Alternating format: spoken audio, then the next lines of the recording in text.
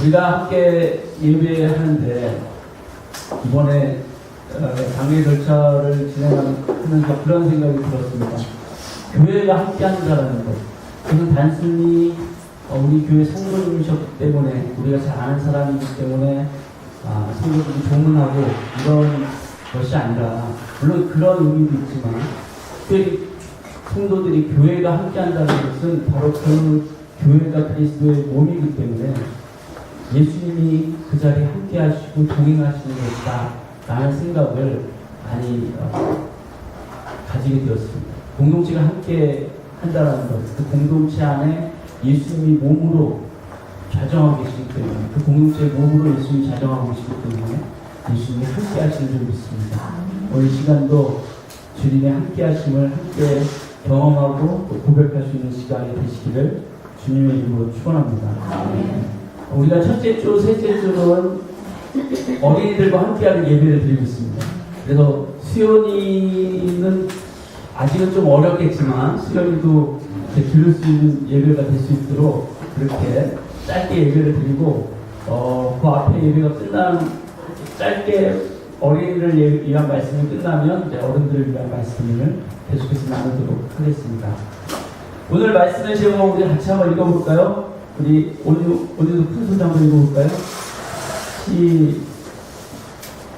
오늘 도연이 시작. 믿음으로 시작. 믿음으로 살리라. 오늘은 말씀 읽고 퀴즈가 있습니다. 그러니까 퀴즈를 잘 맞추기 위해서 말씀을 잘 들어보시기 바랍니다. 잘 맞추면 선물이 있을 수 있죠. 자, 우리 같이 한번 읽어볼까요? 민수기 14장 6절에서 11절 말씀입니다. 제가 6절 읽고 우리 성도님들과 대우교우가 7절 읽어주시면 되겠습니다. 세워보 읽겠습니다. 가나안 땅을 정탐하고 온 눈의 아들 여호수아와 여분의 아들 갈렙은 옷을 찢었습니다. 그들이 모든 이스라엘 백성에게 말했습니다. 우리가 정탐하러 왔던 땅은 매우 좋은 것입니다. 여호와께서 우리에게 자비를 베푸신다면 우리를 그 땅으로 인도하실 것입니다. 젖과 꿀이 넘쳐 흐를 만큼 비옥한 그 땅을 우리에게 주실 것입니다. 여호와를 배반하지 마십시오. 그 땅의 백성을 두려워하지 마십시오. 그들은 우리의 밥이나 마찬가지입니다. 그들에게는 방법이 없지만 우리에게는 여호와가 계십니다. 그들을 두려워하지 마십시오. 그러나 모든 무리는 그들을 돌로 쳐서 죽이려고 했습니다. 그때 여호와의 영광이 회막에서 이스라엘 백성에게 나타났습니다. 여호와께서 모세에게 말씀하셨습니다. 내가 이들 가운데서 기적을 일으키는데도 이 백성이 언제까지 나를 멸시할 것이냐, 언제까지 나를 믿지 않을 것이냐. 아멘. 지난 시간에 이스라엘 백성들이 홍해를 가르고 바다를 지나가는 이야기를 들었습니다. 따라왔던 이집트 군대가 다시 합쳐지는 그 홍해물에 다 수장되어져서 죽게 되고, 이스라엘 백성들은 이집트를 떠나고 이제 하나님이 말씀하신 그 시내산에 올라가게 되고, 모세가 그 시내산에서 하나님의 약속의 말씀, 10계명의 말씀을 받게 됩니다. 그리고 이스라엘 백성들에게 그 10계명의 말씀으로 하나님의 백성, 우리가 이제 하나님의 나라, 하나님의 백성 되었다는 것을 선언하게 되었습니다. 오늘 이야기는 그 이후의 이야기 되겠습니다. 자,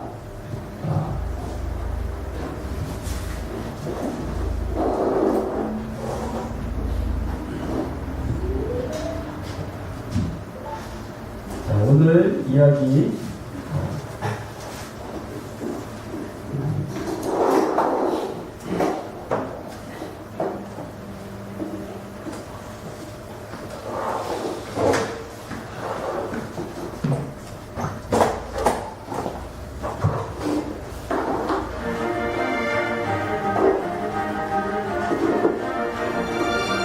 물은 갈라지고 모세가 12명의 정탐꾼을 언약의 땅으로 보냈어요.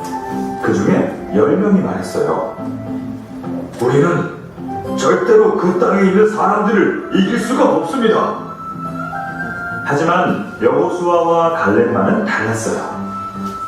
하나님이 함께 하신다면 할 수 있습니다.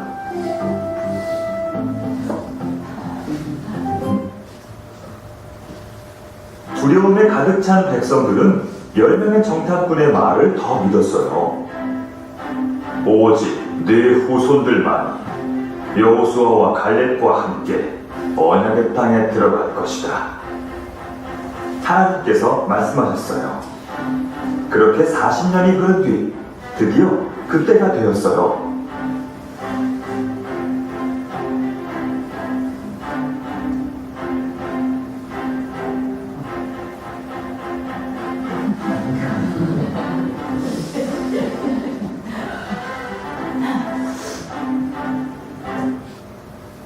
여호수아가 2명의 정탐꾼을 여리고로 보냈어요. 그들은 거기서 라합이라는 여자를 만났지요. 그녀는 그들을 숨겨주고 그들이 벽을 타고 내려와 탈출하도록 도와주었어요. 그래서 그들은 그녀와 그녀의 가족을 지켜주기로 약속했어요.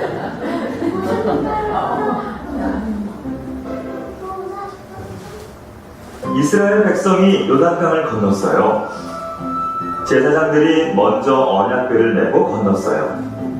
그들의 발이 강에 닿았을 때 강물이 멈췄어요.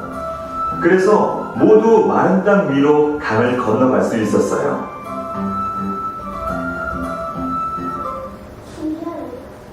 다음은 여리고 성이었어요. 하나님이 여호수아에게 말씀하셨어요. 앞으로 6일 동안 여리고 성 주위를 하루에 한 번씩 돌아라.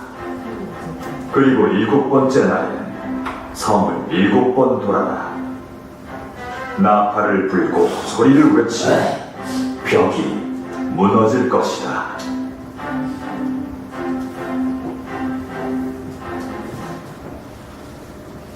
여호수아는 하나님을 믿었어요. 그가 하나님의 말대로 했더니 여리고 성벽이 와르르 무너져 내렸어요. 그들은 그 도시를 점령하고 라합도 구했어요. 하나님의 백성이 언약의 땅을 차지하는 첫 시작이었어요.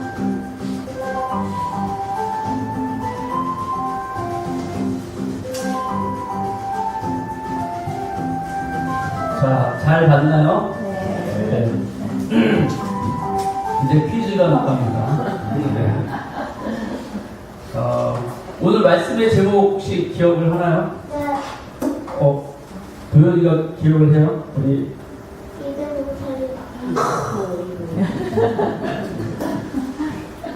맞나요? 네. 잘했습니다.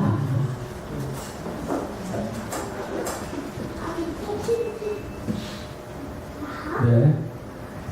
믿음으로 살리라. 믿음으로 밑에 뭐라고 써있죠? 같이 한번 오중하고 읽어볼게요. 시작.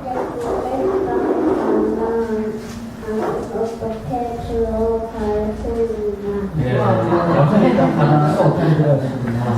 자, 문제 퀴즈 10개가 나갑니다. 10개 중에 다 맞추면 선물이 있습니다. 네.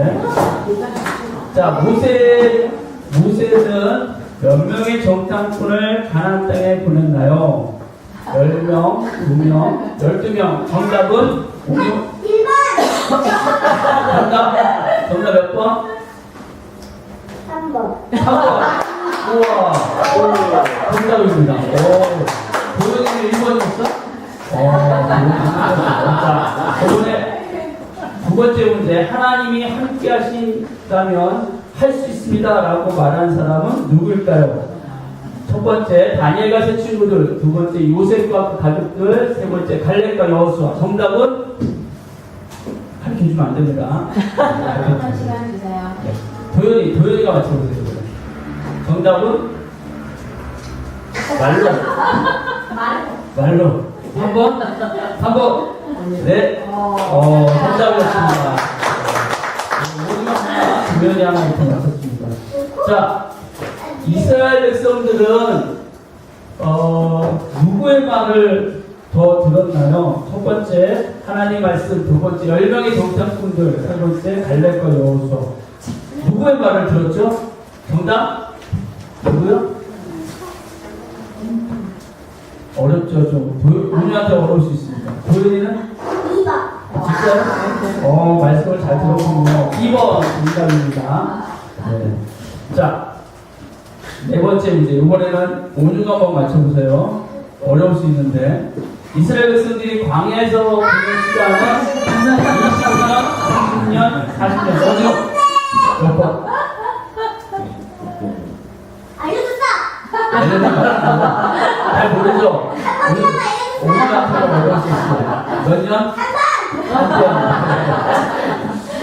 도현이는 너무 쉬운 것 같아요. 여기 내지 말고. 그러면 가나안 땅에는 누가 들어갈 수 있었나요? 자, 갈렙과 여호수아의 후손들, 이번은 10명의 정탐과 백성들 누가 들어갈 수 있었죠? 정답은 몇 번? 언니야? 누가 들어갔죠? 선생님 자꾸 발표해요. 10명의 정탐꾼이 아니라 갈렙과 여호수아 후손들이 들어갔습니다. 갈렙과 여호수아가 우리 할 수 있습니다, 들어갈 수 있습니다 이렇게 들어가게 됐죠. 자, 여호수아가 보낸 정탐꾼들을 숨겨준 여자의 이름은 혹시 아나요? 자, 1번 마리아, 2번 에스더, 3번 라하. 정답은? 정답은? 3번인가요? 네, 정답 3번. 자, 제사장들이 메고 건너갔던 것은 무엇이라고 부르는 건가요? 1번 천막, 2번 언약궤, 3번 가망. 정답은? 1번. 천막. 2번 언약궤. 누가 알려줬어요? 알려주지 마세요. 이게 언약궤인데 언약궤를 메고 제사장들이 먼저 들어갔습니다. 백성들이 매일 한 번씩 돌았던 성의 이름은 아시나요? 1번 여리고성, 2번 예루살렘성, 3번 남한산성. 네? 1번? 정답입니다. 아홉 번째, 백성들이 매일 한 바퀴씩 6일을 돌고 마지막 날에는 몇 바퀴를 돌니까 성이 무너졌나요? 1번 3바퀴, 2번 5바퀴, 3번 7바퀴. 몇 번? 3번. 도현이가 그래도 좀 배운 여자예요. 그래도 자, 마지막 문제입니다. 여호수아가 하나님의 말씀을 믿고 순종한 결과는 무엇일까요? 1번 여리고성이 무너지고 가나안 땅에 살게 되었습니다. 2번 광야에서 방황하고 죽게 되었습니다. 정답은? 나는 1번. 5년은? 1번. 정답입니다. 자, 다 맞추지 못해서. 자, 마지막으로 온유 뭐로 살리다? 맞습니다. 그러면 도현이 밑에 뭐라 그랬지? 약속의 땅 가나안으로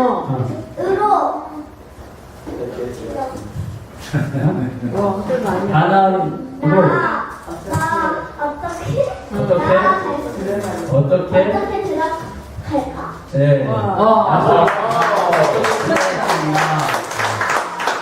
목사님 다음 주에 선물을 준비하도록 하겠습니다. 볼게요, 선물. 자. 선물 안 줘도 돼?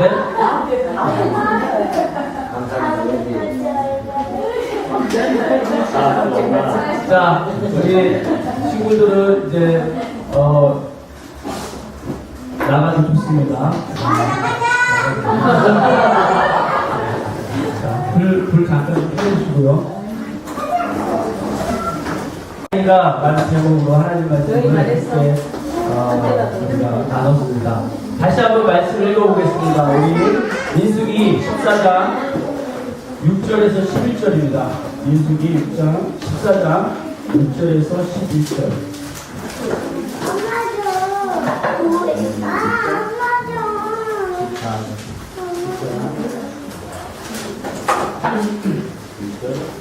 민수기 14장 6절에서 11절입니다. 한 번 더 좀 읽어볼까요? 우리 저와 함께 교독하고 마지막 절은 11절까지 읽겠습니다. 6절에서 11절. 마지막 11절을 함께 읽겠습니다. 제가 먼저 읽겠습니다. 그 땅을 정탐한 자 중 눈의 아들 여호수아와 여분의 아들 갈렙이 자기들의 옷을 찢고 이스라엘의 온 백성의 나라에 이르되 우리가 둘러다니며 정탐하는 심히 아름다웠나이다. 여호와께서 우리를 기뻐하시면 우리를 그 땅으로 인도하여 들이시고 그 땅을 우리에게 주시리라. 이는 과연 젖과 꿀이 흐르는 땅입니다. 다만 여호와를 두려워하지 말라. 또 그 땅의 백성을 두려워하지 말라. 그들은 우리의 먹이라. 그들의 보호자는 그들에게서 떠났고 여호와는 우리와 함께 하시느니라. 그들을 두려워하지 말라 하나. 온 회중이 그들을 돌로 치려 하는데 그때 여호와의 영광이 회막에서 이스라엘 모든 자손에게 나타나시니라. 여호와께서 모세에게 이르시되 이 백성이 어느 때까지 나를 멸시하겠느냐. 내가 그들 중에 많은 이적을 행하였으나 어느 때까지 나를 멸시하겠느냐. 믿음으로 살리라. 둘째로 약속의 땅 가나안은 어떻게 들어가나, 어떻게 들어갈 수 있나, 이런 제목으로 하나님 말씀 함께 나누려고 합니다. 약속의 땅 가나안은 어떻게 들어갈 수 있나요? 우리가 잘 알듯이 믿음으로 들어가는 것이죠.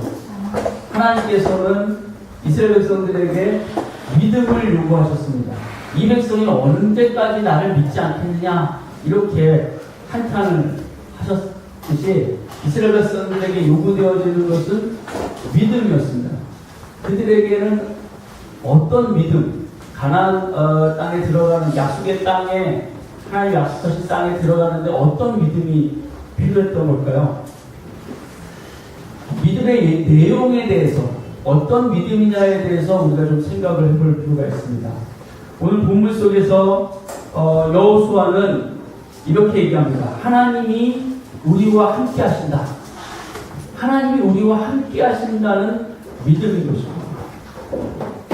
그리스도인들의 정체성, 그리스도인들은 누구이냐? 라고 이야기할 때 그리스도인들은 예수님을 믿는 사람들입니다. 뭐 이렇게 얘기할 수 있겠지만 오늘 여호수아의 고백과 같은 식으로 바꿔서 얘기하자면 그리스도인들은 하나님이 나와 함께 하신다는 사실을 믿는 사람들입니다. 이것이 그리스도인들의 정체성이고 하나님이 우리가 알기를 이 광야의 삶을, 이 세상의 삶을 살아가는 우리가 알게 되기를 원하시는 겁니다. 하나님이 우리와 함께 하신다. 하나님 우리를 부르시고 택하셔서 하나님의 백성이 되신 다음에 하나님이 우리와 함께 하신다는 것입니다. 하나님께서 모세를, 이스라엘의 지도자로 모세를 부르시고 모세를 통해서 이집트의 노예로 있는 이스라엘을 구하시겠다고 말씀하셨을 때 모세가 그렇게 얘기합니다. 내가 누구이기에 그들에게 가서 그들을 구원합니까? 이렇게 내가 누구이기에 이렇게 얘기를 하는, 반문을 하는데 그때 하나님이 하신 말씀이 출애굽기 3장 11절과 12절에 하나님 이렇게 말씀하십니다. 모세가 하나님께 아뢰되 내가 누구이기에 바로에게 가며 이스라엘 자손을 애굽에서 인도하여 내리까? 하나님이 이르시되 내가 반드시 너와 함께 있으리라. 반드시 내가 너와 함께 있으리라. 우리 이 모세가 또 우리가 하나님 백성들이 하나님 앞에서 이 세상의 바로 같은 또는 광야의 어려움, 가나안 땅의 그런 견고한 성과 그 거인 안악자손 같은 사람들 속에서 그들을 맞설 때 우리에게 가져야 될 믿음, 우리가 어떤 믿음이 있어야 됩니까? 하나님이 우리와 함께 하신다. 하나님이 나와 함께 하신다. 라는 믿음이 있습니다. 하나님이 함께 하신다는 이 약속에 대한 믿음이 우리의 정체성, 우리 신앙의 정체성을 이루는 것입니다. 우리는 누구인가? 나는 어떤 사람인가? 라고 얘기할 때 하나님이 함께 하시는 사람, 내 몸이, 또 우리의 몸이 하나님이 거하시는 성전으로, 내 몸이 성령이 거하시는 성전으로 하나님이 나와 함께 하시는 사람이다 라는 것입니다. 이것이 우리의 믿음이 될 때 우리의 삶에서 이 믿음으로 말미암는 거룩함, 이 믿음으로 말미암는 하나님의 사람다운 삶이 드러나기 시작하는 것입니다. 모든 사람이 다 인생의 광야를 지나고 있습니다. 그래서 광야는 거칠고 메마르고 밤에는 춥고 낮에는 무더운 곳입니다. 사람이 살만한 곳이, 생명이 존재하기가 어려운 곳이 광야인 것입니다. 그래서 광야를 지날 때 우리는 그 광야 속에서 믿음이 흔들리게 됩니다. 하나님은 우리의 인생 여정 속에 광야를 지나면서 우리의 믿음이 흔들려서 쓰러지기를 원하시는 것이 아니라 흔들려서 더 견고하게 되어지기를 원하십니다. 그래서 광야는 믿음이 흔들리는 곳뿐만 아니라 믿음이 견고하게 세워지는 곳이기도 한 것입니다. 갈렙과 여호수아는 그 광야에서 하나님의 기적을 보면서 하나님이 함께 하신다는 말씀을 더 견고하게 붙들었습니다. 그렇지만 10명의 정탐꾼들과 또 이스라엘 백성들은 그 광야에서 물이 없고 그늘이 없고 먹을 것이 없는, 사람이 살만한 이 땅이 아니라는 것 때문에 늘 어려워했고 불평했고 괴로워했습니다. 그런 사실이, 그런 상황이 어렵게 하고 힘들게 하는 것은 사실이지만, 그러나 그럼에도 불구하고 그곳에 하나님이 함께 하셔서 반석을 쳐서 물을 내주시기도 하고 메추라기와 만나로 먹을 것을 허락하시기도 하고 구름기둥과 불기둥으로 그들을 보호하시고 인도하시기도 한다는 사실을 그들은 기억해야 했던 것입니다. 그것들을 해결해 주시는 하나님의 은혜는 자꾸 잊어버리고 새로운 문제, 새롭게 자꾸 광야에서 부딪히는 문제 때문에 어려워하고 괴로워했던 사람들이 이스라엘 백성들이었다고 볼 수 있습니다. 똑같은 광야를 지나지만 어떤 사람들은 광야 가운데서 믿음이 더 견고해지고 굳건해져서 가나안 땅에 들어가고, 어떤 사람들은 그 광야 가운데 계속해서 어려움 속에 있다가 그 광야 속에서 죽음을 맞이하는 것을 보게 됩니다. 똑같은 광야를 지나지만 갈렙과 여호수아처럼 하나님이 함께 하신다는 사실을 배우는 장소가 되기도 하고, 어떤 사람들은 그렇지 못하기도 합니다. 왜 그렇습니까? 이것은 광야를 지나면서 어디에 나의 시선을 두고 있느냐, 이것이 중요하기 때문입니다. 내 형편과 상황, 내 자신만을 볼 때는 한계를 계속해서 부딪히고 어려움 가운데 있는 것이 당연합니다.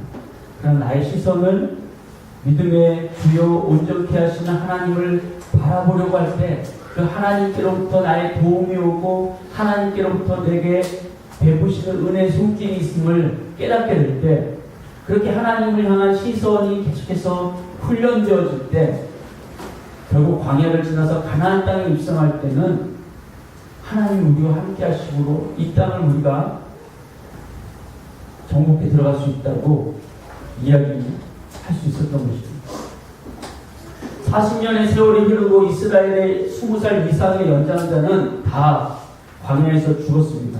불순종의 한 세대가 죽고 그들이 포로로 잡혀갈 것처럼 걱정했던 자녀들은 오히려 이제 광야에서 하나님께 훈련되어서 가나안 땅에 들어가게 됐습니다. 광야는 우리의 불신앙이 죽고 나와 하나님이 함께 하신다는 사실에 대해서 매일 훈련되어지는 장소입니다. 광야는 하나님께서 우리를 다듬으시는, 마치 토기장이가 흙으로 그릇을 빚어내듯이 우리를 빚어내시는 장소입니다. 우리가 하나님의 형상을 닮아가고 그리스도의 마음을 품게 되어지고 하나님 나라 백성으로서 온전하게 세워지는 과정이 있는 곳이 광야인 것입니다. 이스라엘 백성들이 홍해 딱 지나고 바로 가나안 땅 그냥 들어갔으면 너무 좋았을 텐데, 그들에게 하나님을 신뢰하는 믿음, 하나님이 함께 하신다는 사실에 대한 분명한 믿음이 없었기 때문에 광야에서 그 훈련의 시간들을 보내게 하셨습니다. 하나님은 우리 인생 가운데서 그 광야의 시간을 통해서 훈련하기를 원하시는 겁니다. 아무도 그 광야를 기뻐하거나 즐겁게 받아들이지는 못합니다. 모두 다 그 광야는 고되고 힘든 곳입니다. 그러나 그 광야를 지나면서 하나님 우리를 하나님의 사람으로 빚어가고 계시다는 사실을 믿음의 눈을 떠서 바라보게 되기를 주님의 이름으로 축원합니다. 광야를 지나는 것을 두려워해서는 안 됩니다. 광야를 지나면서 나는 하나님과 함께하는 사람으로서 더 훈련되어질 것이라는 것을 기대해야 하는 것입니다. 하나님 함께 하신다는 것을 삶으로 훈련하고 알게 된 사람들은 인생에 담대함을 가질 겁니다. 두려움과 염려를 뛰어넘는 그런 훈련을 매일의 삶 속에, 일상의 삶 속에서 경험하게 되기 때문입니다. 살아계신 하나님에 대한 전적인 신뢰를 가진 사람들, 그들이라고 해서 인생의 어려움들, 고난의 시간들 겪지 않는 것이 아닙니다. 생각해보면 갈렙과 여호수아는 사실 당장이라도 가나안 땅에 들어갈 그런 믿음을 가진 사람들이었습니다. 그럼에도 불구하고 그들은 다른 이스라엘 백성들과 똑같이 함께 광야에서 40년의 세월을 보내야 했습니다.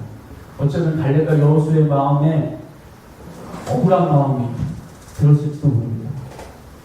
성경에 그들이 억울했다, 이스라엘 백성들 탓을 하고 원망했다, 이런 이야기는 보이지 않습니다. 그들의 마음에는 하나님을 전적으로 신뢰하는 마음이 있었던 것 같습니다. 하나님의 선하심과 자비하심에 대한 믿음이 그들에게 있었다는 것입니다. 다윗은 내 평생에 하나님의 선하심과 인자하심이 반드시 나를 따르리니 내가 영원히 하나님의 집에 거하리라 고백을 합니다. 담대한 고백이죠. 영원히 하나님의 집에 거하게 되는, 약속의 땅 가나안으로 들어가게 되는, 하나님 우리의 삶에 허락하시는 하나님 나라를 경험하게 되는 담대함은 내 평생에 하나님의 선하심과 인자하심 나를 따르고 있다라고 하는 하나님의 선하심과 자비하심에 대한 전적인 신뢰, 그 믿음으로 그런 담대함이 생기는 것입니다.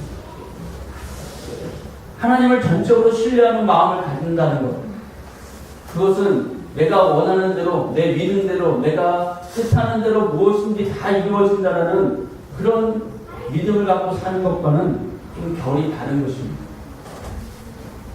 나의 이기적인 욕망을 이루어달라고 간청하는 그런 기복적인 믿음과는 다르다는 것입니다.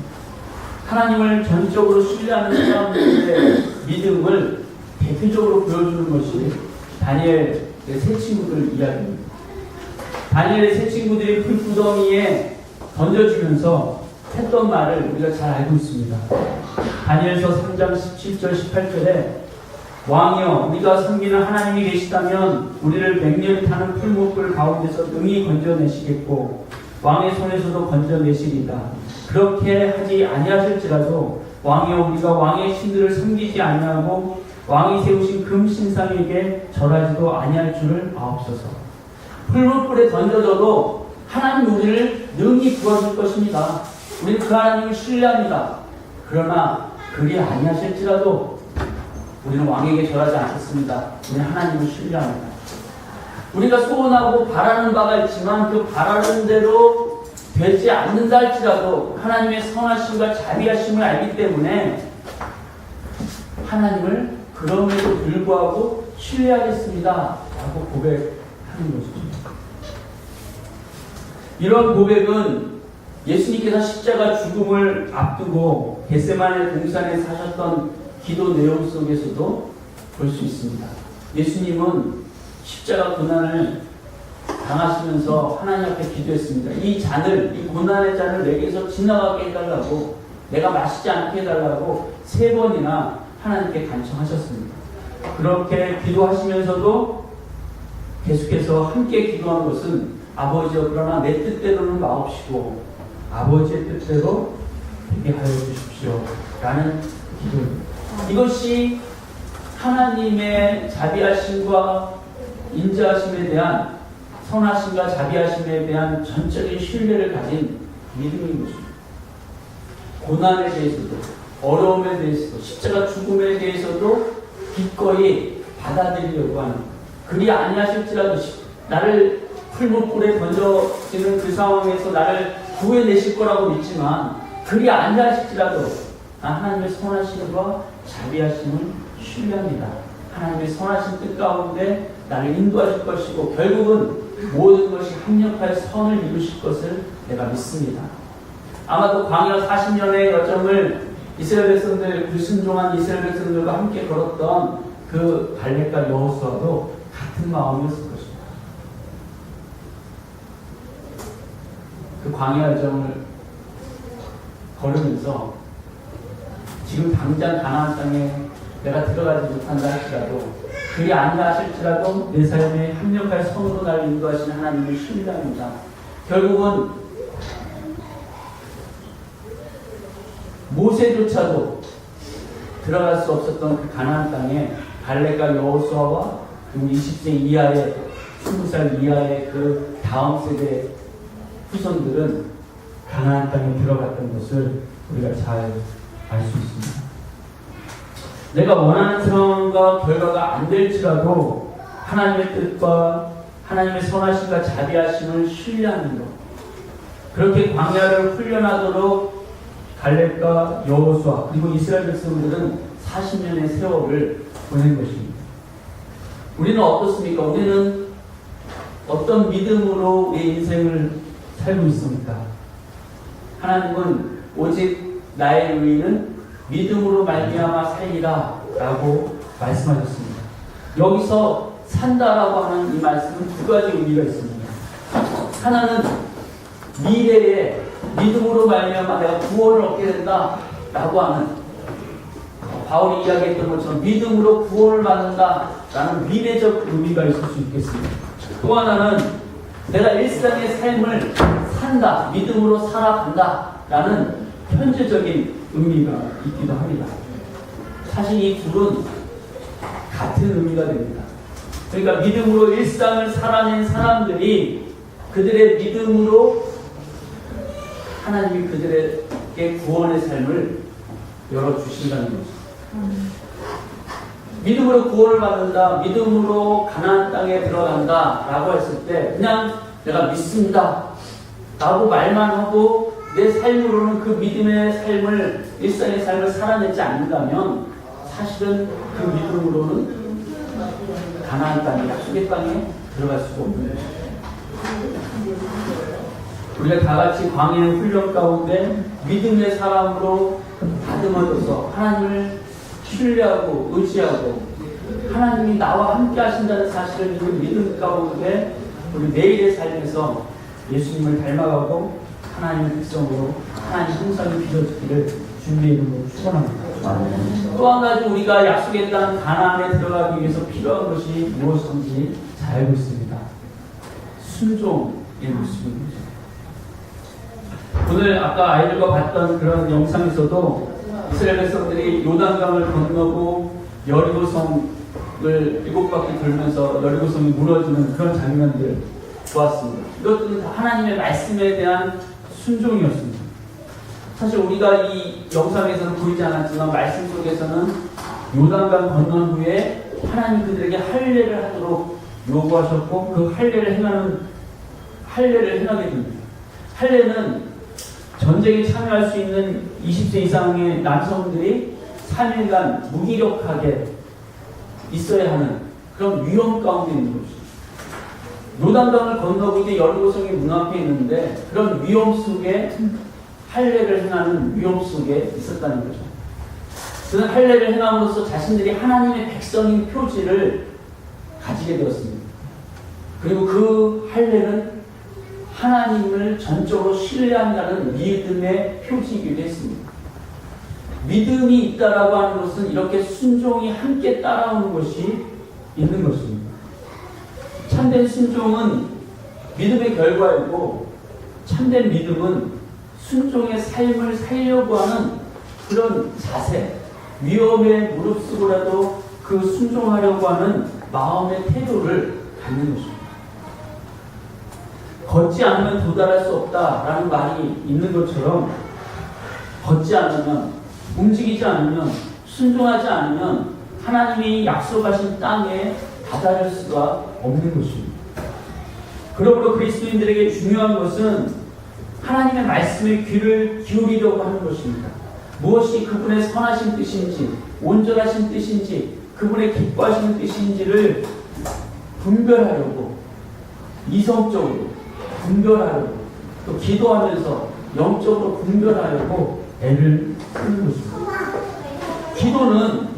그래서 기도는 내 뜻을 하나님께 아뢰는 것뿐만 아니라 하나님의 선하시고 온전하시고 기뻐하신 뜻이 무엇인지를 깨달으려고 하는 것이 기도인 것입니다. 정말로 기도하는 사람들은 내 뜻을 주장하려고 하는 사람이 아니라 하나님의 뜻을 깨닫고 그 뜻 가운데 순종하려고 하는 사람들이 참된 기도의 사람이라고 할 수 있습니다. 잘못된 믿음은 잘못된 행동을 가져옵니다.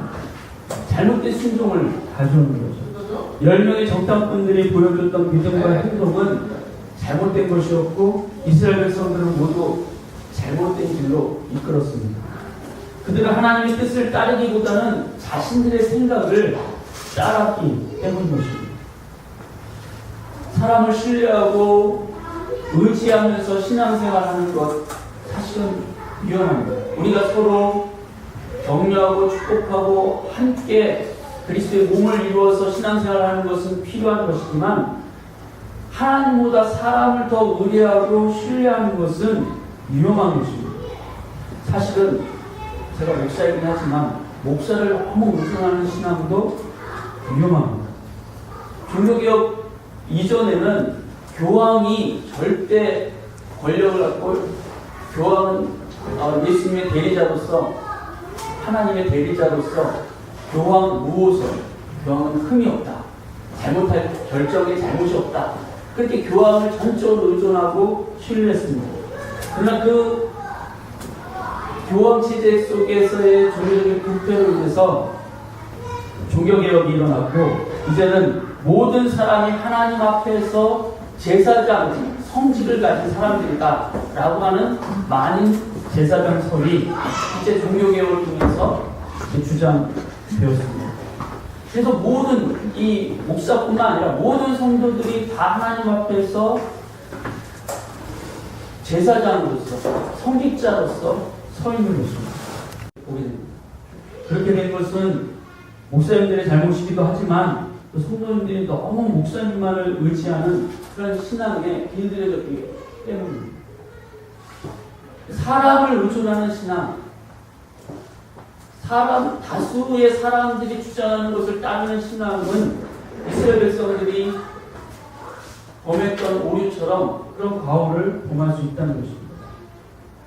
사도 바울이 전한 복음도 과연 정말 그런가라고 생각하면서 성경을 들춰보고 고민하고 연구했던 베레아 사람들, 그들의 성경은 신사적이다. 그들이 온유한 사람이다. 라는 뜻입니다. 하나님 말씀을 정말 알고자 했다는 거죠. 그리고 그 말씀에 순종하고자 했습니다. 그러니까 제가 이렇게 하나님 말씀을 전한다고 100% 믿으시면 안 돼요. 이상한 소리가 정말 그런가라고 우리 성도님들 성경을 보시고 읽으시고 성령께 기도하시면서 목사님 하신 저 말이 진짜인가? 하나님 깨닫게 해주세요. 그리고 그렇게 깨달은 말씀에 순종하려고 하는 것입니다. 하나님의 선하신 뜻에 순종하려고 하는 거죠. 하나님의 말씀을 잃어버리고 사람을 의지했던 대표적인 사람 가운데 사울 왕이 있었습니다. 그는 하나님의 사람들을 죽이는 일에 앞장섰고 하나님 말씀에 불순종한 삶을 너무 오래 한 나머지 말씀을 잃어버렸습니다. 사울 왕 말년에 그는 하나님의 사람 선지자 사무엘을 죽었는데 그 사람의 영을 다시 만나보자. 그래서 하나님의 말씀을 들으려고 무당을 찾아가는 그런 어리석은 일을 범하기 했습니다. 나에게 하나님은 어떤 순종을 요구하시는가, 어떤 말씀을 하시는가 하는 것은 1차적으로 내게 주시는 하나님의 말씀입니다. 내가 듣고자 하고 내가 순종하려고 하면 하나님이 내게 말씀하시는 것을 깨닫게 됩니다. 예수님은 정말 우리가 순종하고자 하면 이 말씀이 사람에게서 나왔는지 하나님에게서 나왔는지를 우리가 알 수 있다고 말합니다. 순종하려고 하는 마음이 없기 때문에 하나님의 뜻을 온전히 분별하고 그 뜻 가운데 내 뜻을 굴복시키려고 하는 마음이 없기 때문에 우리가 하나님의 말씀 듣는 것이 둔하게 되지, 사실 하나님의 말씀을 들으려고 애를 쓰고 그 뜻 가운데 순종하려는 마음을 가진 사람은 이 말씀이 하나님에게서 나오는지 사람에게서 나오는지를 알 수 있다는 것입니다. 성령께서 그것을 알게 하신다는 것입니다. 예수원의 고 대천덕 신부님께서 바로 이 말씀을 가지고 하나님 앞에서 자신을 훈련하는, 신앙이 훈련하는 삶을 사시다가 소천하셨습니다. 그분의 삶에 아름답고 많은 여러 가지 기적들과 간증들, 또 많은 사람들에게 큰 영향을 미치기도 했습니다. 지금도 예수원은 많은 이들에게 안식과 평안을 준다하고 참된 하나님 나라가 어떻게 세상 속에서 이루어지게 되는지를 보여주는 곳으로 많은 사람들에게 알려져 있습니다. 과연 하나님의 말씀, 그러니까 내가 하나님 말씀을 쫓아서 살기 원합니다. 그 뜻 가운데 순종하려고 그런 태도와 마음을 가지고 있는 사람들은 하나님의 말씀이 무엇인지, 하나님 무엇을 원하시고 어떻게 살기를 원하시는지를 깨닫게 하신다는 거죠. 바로 그런 사람들에게 이 땅에서의 천국의 문이, 하나님 나라의 문이 열려져 있는 것이고, 바로 그런 사람들이 약속의 땅, 가나안 땅에 들어갈 수 있다는 것입니다. 갈렙과 여호수아에게 하나님은 1차적으로 그들이 광야를 지나는 순종을 요구하셨습니다. 불순종하는 사람들과 함께 일상을 살아가야 하는 그런 순종입니다. 그것은 자신들이 원하는 것과는 전혀 달랐을 것입니다. 그들은 빨리 가나안 땅을 정복하고 들어가고 싶었을 것입니다. 그러나 하나님의 때를 기다리면서 그분의 말씀에 순종하는 삶을 선택해 나갈 때, 그것이 그 선택이 매일의 일상의 삶의 훈련이 되어서 그들이 결국은 약속의 땅, 가나안 땅에 들어가는 그런 은혜 가운데 있게 되었다는 것입니다. 물론 순종한다는 것, 하나님 말씀에 순종한다는 것이 결코 쉬운 일이거나 간단한 일은 아닙니다. 그래서 우리는 많은 기도와 또 하나님의 말씀을 깨닫고자 하는 그런 애씀이 필요합니다. 바울도 아시아로 가려던 자신의 그 선교 여행이 계속 막히고 생각하지도 않았던 그 마게도냐 사람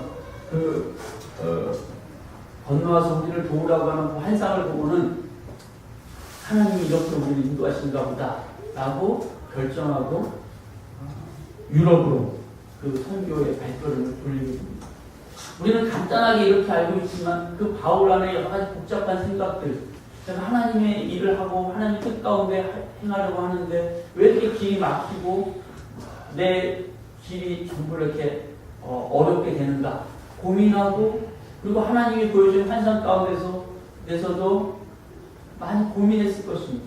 이것이 정말 하나님의 뜻인가? 하나님의 인도하심인가? 그래서 같이 동역하던 사람들에게 그것을 나누고 함께 기도하면서 결국은 하나님의 뜻으로 인정하였다고 사도행전 그렇게 우리에게 얘기하고 있습니다. 중요한 것은 어렵지만 그럼에도 불구하고 순종하려고 하는 마음의 태도를 갖는 것. 내가 어렵지만 하나님의 뜻을 따르겠다라고 하는 마음의 결단을 가지고 있는 것이 하나님의 인도하심을 받게 되고 그 인도하심 가운데 하나님의 동행하심을 경험하게 되는 은혜가 된다는 것입니다. 하나님의 선하신 뜻을 따라가고자 하는 마음이 있습니까? 순종하려는 마음을 우리가 가지고 있습니까?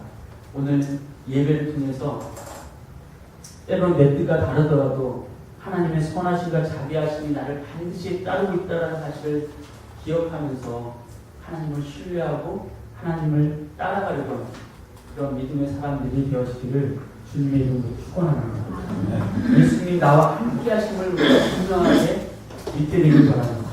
그분의 성전으로 이 땅에 살고 있고 이 광야를 그렇게 하나님과 동행하고 있음을 우리가 분명하게 믿고 그 믿음 가운데 주님을 따라가기를 원합니다. 예수님은 우리에게 나를 따라오너라 라고 말씀하셨습니다. 나를 따라와라. 우리가 나를 따르라고 하는 예수님의 말씀에 순종하는 그런 사람이 되어질 때 우리의 인격이 성장하고 우리의 믿음이 성장하는 것입니다.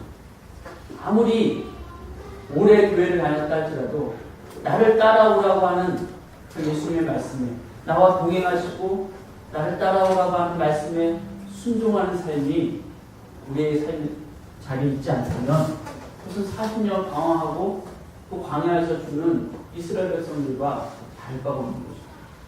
그러나 주님이 나와 함께 하신 것을 알고 내가 그분이 따라오라고 하시는 그 말씀에 순종하여 그분을 따라가려고 애를 때 매일의 삶에 똑같이 광야의 삶이 반복되는 것처럼 느껴질 수 있을지 모르지만 결국 그 걸음이 그 자리가 나를 훈련하는 자리요 나를 광야로 가나안 땅으로 약속의 땅으로 인도하는 그런 시간들이 될 수 있습니다. 우리의 삶의 목표는 그리스도 예수를 닮아가는 것입니다.